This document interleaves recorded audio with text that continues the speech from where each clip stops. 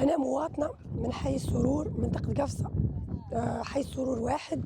عندنا 4 أيام لهنا نحن معتصمين اعتصام سلمي على الماء. وتكلمنا. عندنا 13 سنة الماء ما عندناش، راهو ماهوش مقصوص.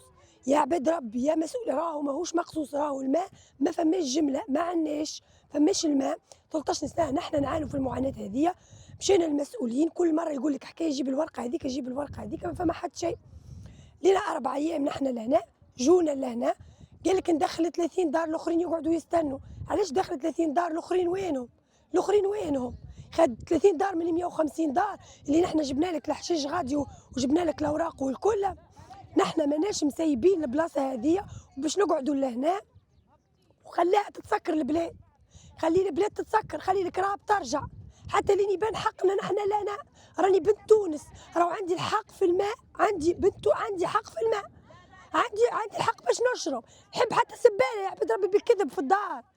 يا عباد ربي راهو ما يجيش كيف من هكا، يجي يقول لك كلمتين، يجي المسؤول يقول لك كلمتين تنعمل ومن بعد ما فهمش حتى شيء. لينا 4 أيام نحن معتصمين لهنا، ولا من جا ولا من دار بينا، حتى كي يجي يقول لك كلام في الفارغ ويهز روحه ويمشي.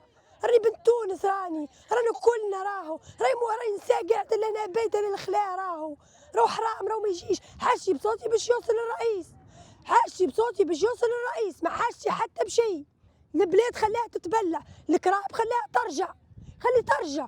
مانيش مسيبه ومانيش مخليه حتى كرهبه تتعدى، خلاها تتبلع فم اللي يعمل لي حل. ومانيش مفكاتو الاعتصام ضاره، مانيش فكاتو جمله. تعبنا 13 سنه نعاني في معاناه. الماء ما فماش، ماهوش مقصوص، الماء ما فماش.